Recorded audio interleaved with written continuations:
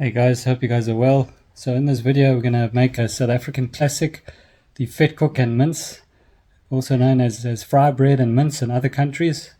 So Jamie and I are going to make it, and we're just going to show you how easy it is and the most simple way to make it. It only takes about an hour and 15 minutes from start to finish, the dough and the mince.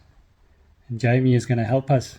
Hey guys, I'm going to help my dad make Vetkoek and mince. It's going to be so much fun. Today we're going to make Vetkoek, a classic South African delicacy or favorite, for lunch or dinner. We're going to use snowflake flour, 3 cups. If you're making for about 3 or 4 people, probably need about 3 cups like this. This is a standard measuring cup. Now we're going to sieve the flour. Okay, so you want to, for a really nice dough, you want to sieve your flour. So 3 cups like that, and then we're going to use about 1 cup of warm water and yeast. Right, we're going to use 1 teaspoon of salt in the sieved flour. We're also going to put 1 teaspoon of extra virgin olive oil into that mix. I'm just using 1 cap from the actual olive oil bottle. Right, so you want to mix that all up. Right, now we're going to need 1 sachet of dry instant yeast, and we're going to put that into a cup of warm water. We're going to put this in the glass or cup and then add warm water, and this is going to activate the yeast. This is a vital step. Have your yeast in a cup. Warm water, not hot, just be lukewarm. Fill up the cup. And give that a stir and leave that for about 5 minutes, because you want the yeast to activate. Okay, so obviously your dough has to be really good with Vetkoek. It's basically pizza dough. The only difference is it's going to be cut into little balls, made into little balls at the end after it's risen. But this is going to help your dough rise a lot quicker and rise efficiently. Don't add the yeast as a dry mix into the flour, rather have it in a cup with warm water and let it activate. This is going to make the rising process, it's going to guarantee the rising process, and it's going to make things a lot quicker, so you can get on to making your mince, because we're making Vetkoek and mince. Alright guys, so it's been about 5 minutes, so we're going to add this activated yeast into the flour mix. Then we're going to mix it up by hand. Alright, once we've mixed it up by hand, then we're going to use a handheld bread kneader. I suggest you get one of these, because it's going to make your life a lot easier when it comes to the kneading process. You just need to buy one of these handheld mixers, and then it comes with these attachments. You don't want to put too much of the yeast in there. You just want to you don't want it too wet, and you don't want it too dry either, so we're just going to mix this by hand quickly. So we've given that a quick mix with the wooden spoon, with the spatula. Now we're going to knead it with the bread kneader.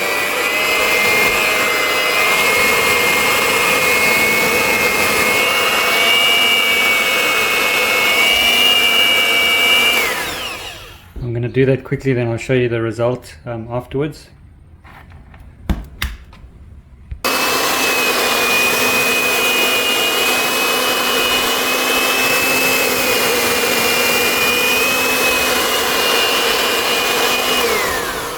Alright guys, so our dough is kneaded. So now what I'm going to do is I'm going to take it out of this bowl, then I'm going to clean this bowl, and then I'm going to oil it with a bit of olive oil and then put it back in here. Then what I'm going to do is preheat the oven for about 3 or 4 minutes on 180, just to get the oven a bit hot. Then I'm going to cover this bowl with cling foil with the dough in there, and I'm going to leave it in a preheated oven for 20 minutes for the dough to actually rise. So I'll show you, just before I put it in the preheated oven, I'll show you what it looks like, because that's going to make the rising process a lot, way quicker. Okay, so that's just going to speed up everything. Don't leave your oven on too long. You just want it on for 3 to 4 minutes, then switch it off, and then put your dough mixture in there to rise. Alright, so just preheating the oven, just on about 180. I'm just going to do this for 3 minutes maybe, then switch it off. Right, and this is gonna, then I'm gonna put the dough in there. It's gonna rise a lot quicker.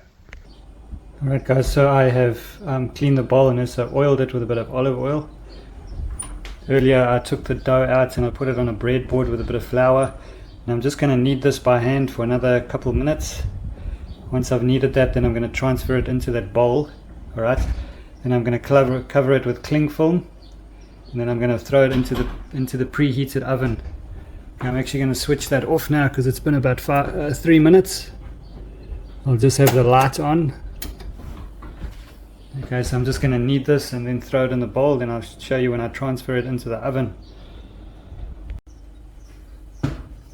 Alright, so you can see how nice and soft this dough is.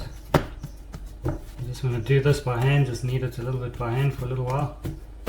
Obviously have a little bit of flour here so it doesn't stick to the board. You want a nice soft fluffy dough like this.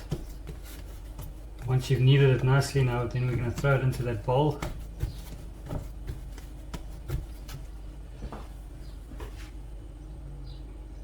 Alright guys, so I've just transferred it into the bowl, just covering with cling wrap. You can already see how it's rising by itself. So if it's a warm day, you don't need to put it in the oven, you can just cover it with cling wrap like this. If it's a winter's day and it's pretty cold, then you can transfer it into the preheated oven. It's really up to you, all depending on the weather. But you want a airtight, you want it to be sealed so no air escaping. You just want it to be a really tight seal, that's why we're using the cling wrap. And so I'm just going to transfer it into the oven. Make sure you have a cloth down there so it doesn't burn from the bottom. I'm just going to close it up and leave it for about 10 to 20 minutes. We'll say 15 to 20 minutes to rise. During this time you can make your mince curry, and that'll also provide a bit of heat to help the dough rise. So now you can prepare your mince curry at this stage while the dough is rising. Alright guys, so the mince curry is currently being cooked while the dough is rising. Check how beautifully the dough has risen. It's only been about 10 minutes. It's almost doubled if not tripled in size because it's getting the warmth from the stove, and I preheated the oven a little bit, so you don't really need to do this, but in winter it's probably a good thing, but in summer you should be fine with just covering it with cling film and putting it in a warm area. So I'll let you guys know when I've pulled the dough out, and we're going to cut the dough into balls and then obviously fry them in the oil.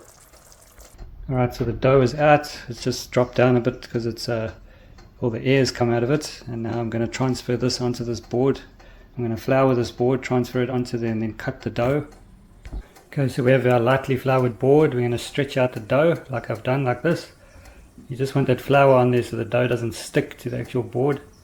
And we're just going to cut out balls about this size, or pieces about this size. Alright. You don't want them too small, you don't want them too big either. I'm just going to cut out about 5 like this. I'm just going to turn them into a ball and just pop them on a plate, and then you can actually leave them to rise a little bit on the plate. And at this point you can get your oil ready, so you can get I normally use a blend of olive oil and sunflower oil, and then you want to get that to a medium heat and then throw in your dough balls. Right, so you can just roll them out like this and then pop them on your plate.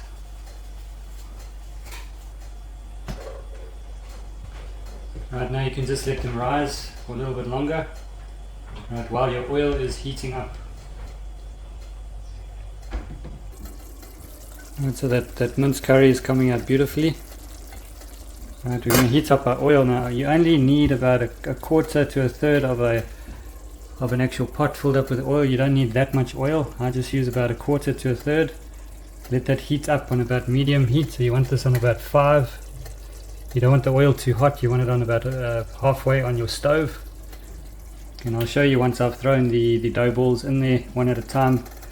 Well, I'll probably put 3 at a time in here, and then I'll show you how they start to cook. Alright, so you can see how beautifully these dough balls have risen just a little bit extra, while they were resting on their own.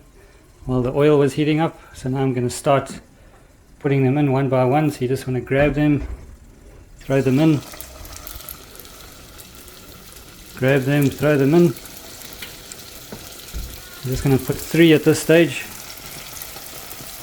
I'm just going to let that cook for about 3 minutes, 3 to 4 minutes each side. And I'll show you once I've flipped them over, just to see what the other side. You just want them golden brown on each side.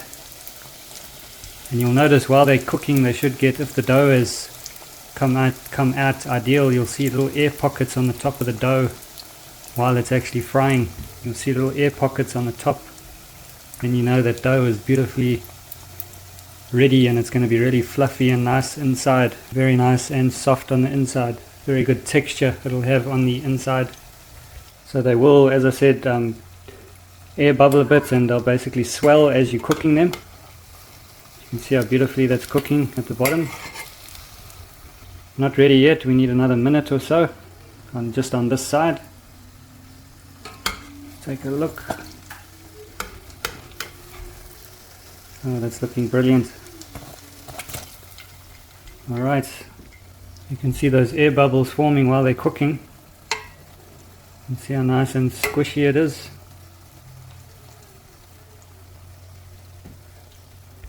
Alright, so as I said, medium heat, not too hot. So now I'm just going to turn them.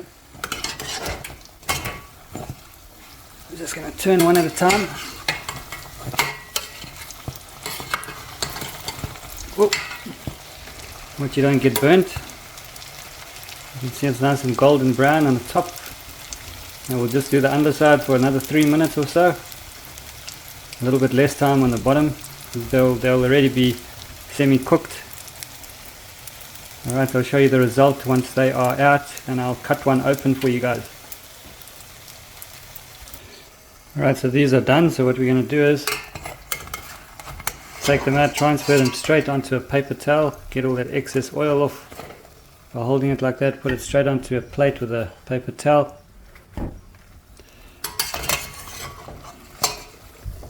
Drain off that excess oil.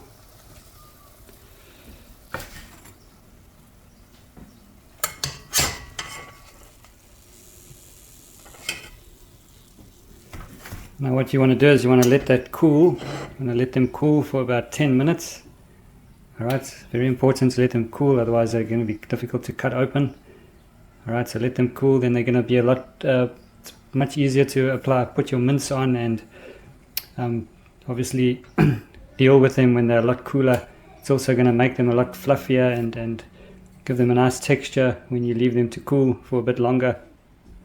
I'm just going to do the other 2, and then I'll show you what they look like once I've cut them open. Alright, just thrown these 2 in. Just wanted to show you quick. Curried mince is ready to go. I'm still letting the others cool off. Alright guys, so these have been cooling down now for about 10 minutes. So I'm just going to cut one open for you, just to show you what they look like inside.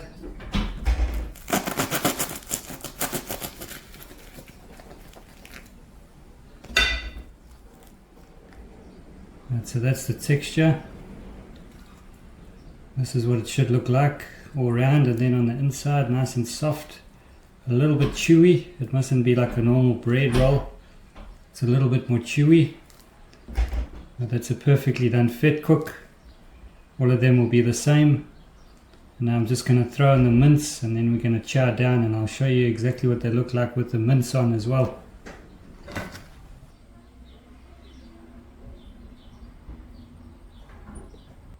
Okay, so Jamie's going to do the taste test for us. Okay. He's super hungry. We're just about to have lunch. Okay. Let me know what you think. Okay. Oh my god. Oh my word, you're making me hungry. It's so tasty. You're making me hungry, mate. Okay guys, that's it. That's Vetkoek and curried mince. Or Frybread and curried mince, if you want to call it Frybread in New Zealand or Australia. Very easy, it takes about an hour and 15 minutes to make, hour and 30 minutes max. Catch you in the next one, guys. Yeah, and you can put apricot jam. Yeah, you can even put apricot or strawberry jam. You can do multiple different things, different fillings on them. Very nice, simple thing to make for lunch or dinner.